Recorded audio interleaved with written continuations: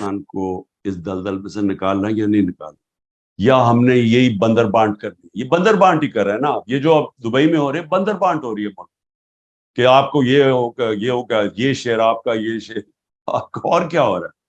بندر بانٹ کرنا ملک کا کوئی مستقبل نہیں. اس ملک کی اصلاحات کر رہی ہیں, بڑے فیصلے کر رہے ہیں, وہ پبلک مینڈیٹ سے ہوں گے, اور وہ تب ہوں گے جب کہ ایک کلیئر فیصلہ ہو کہ کیا ملک میں آپ نے قانون کی حکمرانی قائم کرنی ہے یا نہیں کرنی, یا آپ نے ایک لوگوں کو کہہ دینا ہے کہ جی آپ ملک میں قانون سے اوپر ہیں, آپ جو مرضی کریں, چوری کریں تو آپ کو این آر او مل جائے گا, آپ جو مرضی رات کو لوگوں کے گھروں کے توڑ کے اندر گھس جائیں, لیکن کیونکہ آپ طاقتور ہیں آپ ایکس پرائم منسٹر کو بھی قتل کرنے کی کوشش کریں تو آپ کے ایف آئی آر نہیں کٹے گی. اگر تو یہ ملک چلانا ہے, آج میرے سے صابر سن لو, ملک کا کوئی مستقبل نہیں رہا. یہ ملک بڑی تیزی سے ہی ہمیں نیچے لے کے جا رہے ہیں, اور مجھے افسوس سے کہنا جس تیزی سے ہندوستان اوپر جا رہا ہے, خطرہ یہ ہے کہ وہ ملک تیزی سے اوپر جا رہا ہے جو ابھی امریکہ سے ڈیل کر کے آیا ہے, وہ نریندر مودی, جب اس نے تکبر میں کہا کہ جی پاکستان کو تو بھول ہی جاؤ, اپنے ہی بوجھ میں مرنے والا ہے. تو وہ ٹھیک کہہ رہا ہے کہ اگر ہم نے اسی طرح چلتے رہے ہم گئے. دوسری طرف یہ کہ دیکھیں پرائم منسٹر جس کو آپ ذمہ داری دیتے ہیں, جو پبلک سے مینڈیٹ لے کے آتا ہے, اتھارٹی اس کی ہوتی ہے. جنرل باجوہ کون ہوتا ہے کہنے والا کہ جی مجھے تمہارا پرنسپل سیکرٹری نہیں فلانا نہیں پسند تو سی ایم نہیں پسند, بھی مینڈیٹ تو میں لے کے آیا ہوں, مجھے لوگوں نے جج کرنا ہے بعد میں کہ الیکشن میں کہ انہوں نے فیصلہ کرنا ہے کہ میں نے میرے ملک ٹھیک چلایا یا نہیں.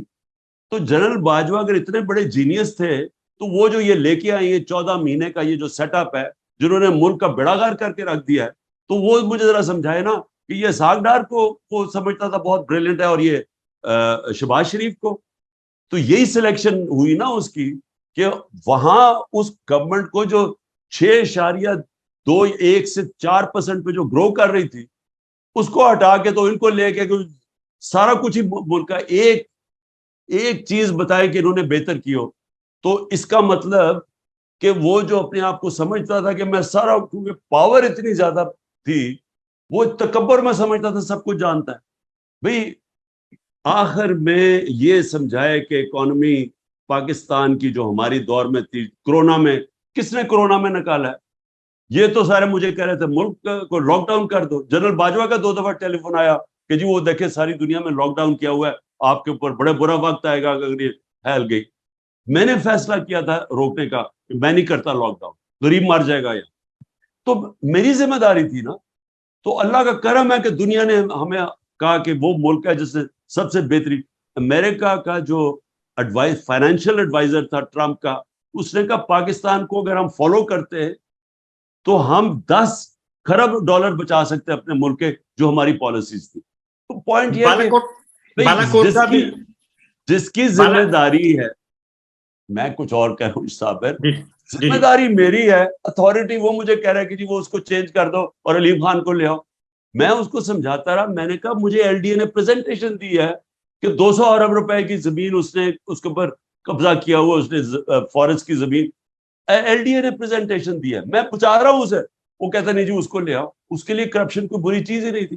تو دیکھیں یہ غلط ہے کہ آپ یہ چاہیں کہ آپ اگر یہ چاہتے ہیں کہ میں نے ایسا کمپرومائز کر کے آنا ہے کہ ہم صرف میں پرائم منسٹر بن جاؤں تو باقی سب کچھ ٹھیک ہے, میں وہ پرائم منسٹر بننا ہی نہیں چاہتا. اور لاسٹلی ٹائم ختم ہو رہا ہے کہ فارن پالیسی پہ بھی خان صاحب یہی ایشو ہے, فارن پالیسی بھی پرائم منسٹر نہیں ڈیل کرتے. دیکھیں فارن پالیسی میں تو ہمیں 3 سال تو کوئی مسئلہ نہیں بنا. فارن پالیسی میں تو جو میری فارن پالیسی جو تھی وہ بڑی اسٹریٹ فارورڈ تھی کہ میں تو فارن پالیسی بنا رہا تھا پاکستان کے لیے کہ میری قوم کے لیے بہتری کیا, اور میں سمجھتا ہوں کہ نان الائن فارن پالیسی جو ہندوستان کی ہے ہمیں وہ فالو کرنی چاہیے, ہمیں کوئی کسی کی غلامی نہیں کرنی چاہیے. لیکن آخری 6 مہینے میں جنرل باجوہ کی کوئی اور ویوز ہو گئے تھے, وہ مجھے کچھ سمجھ نہیں آئی کہ ہوا کیا اس کو ایک دم. وہ میں ڈیپ جاؤں گا نہیں. تو آخری 6 مہینے میں اس میں کوئی شک نہیں کہ وہ ایک دم ڈائیورجنس, لیکن 3 سال تک تو کوئی پرابلم نہیں تھا, فارن پالیسی پہ کنسنسس تھا.